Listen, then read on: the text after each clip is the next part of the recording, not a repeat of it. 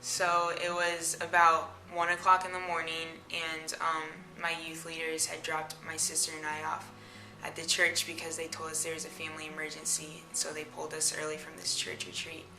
And my mom pulled up in the car with our pastor, and I could tell that she had been crying for a long time. And I knew in my heart of hearts that something like had terribly gone wrong. And she came out of the car, and she broke the news to us that my dad had committed suicide that night, and that we wouldn't be seeing him anymore.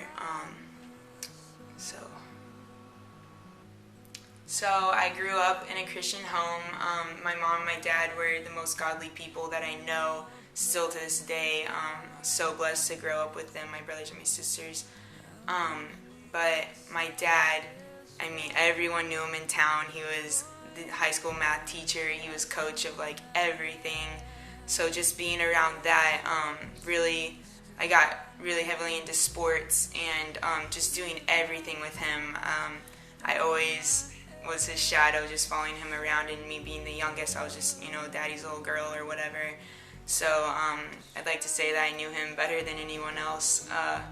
So anything that made him happy made me happy, I got so much love from my parents and my family. I didn't really need anything else. Like, life as I knew it couldn't get better.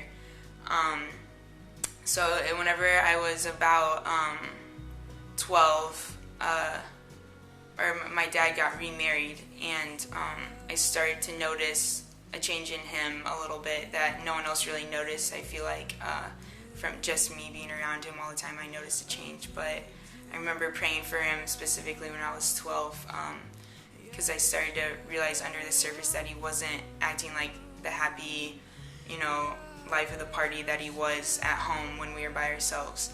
And I remember praying, God, make him happy, I don't know what's wrong, but just change him, And then that's when, the next day, I remember that's when my mom broke the horrible news to us that he had passed away and that he had committed suicide.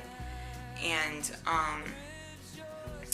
that right there was definitely the turning point for me. I definitely dealt with it in a really unexplainable way, really, from the rest of my family. Like, my family was torn apart. Obviously, I was too, but definitely the faith and just the comfort of God came over me, knowing that I'd see him in heaven again, and knowing that our life is so short that I would see him what felt like would be tomorrow, in heaven. But no one else really seemed to grasp that, and grasp that idea that I had, that I was 12, I was still really young and naive, but God totally sheltered me like that. But it was probably a month after my dad had passed away that I really started to feel that emptiness in my heart, that hole that my dad and my family definitely filled while he was there. And so after he'd gone, after it set in that he wasn't home when I came home from school, or he wasn't there to play with anymore, I really started to feel that hurt and that pain. And I knew, that was definitely God's blessing, that I knew the right answer, and I knew the right answer was God, that God was the only way to fill that up, and the only everlasting joy and love that could totally fill me up.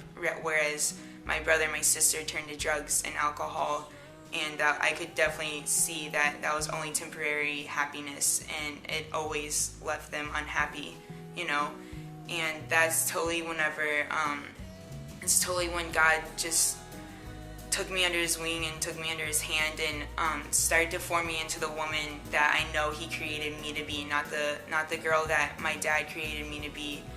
But it was just so cool to see my gifts develop that he gave me, and those blessings develop, just through art and nature and sports and stuff, and just to be able to see him inspire me every single day, and fill me with his love and his joy and his blessings. I know that comes directly from him, is so unexplainable and unlike any other joy I can ever imagine. And just living every day, the adventure that he planned out for me to live, is so rad, just to be a part of that. You know, it's unlike anything else, and I'm so glad I'm not in charge of my life, that his adventure is so much better than anything we could ever dream up of. So I know that there's someone out there that's been affected by suicide like me, or is even contemplating committing suicide, but Jesus Christ is the only one that can fill that void, that emptiness inside of you, and he'll fill that with his love and his joy that's everlasting, and that it's just unlike anything else that you'll ever experience in life. What's up? I'm Brooke. This is my story. What's yours?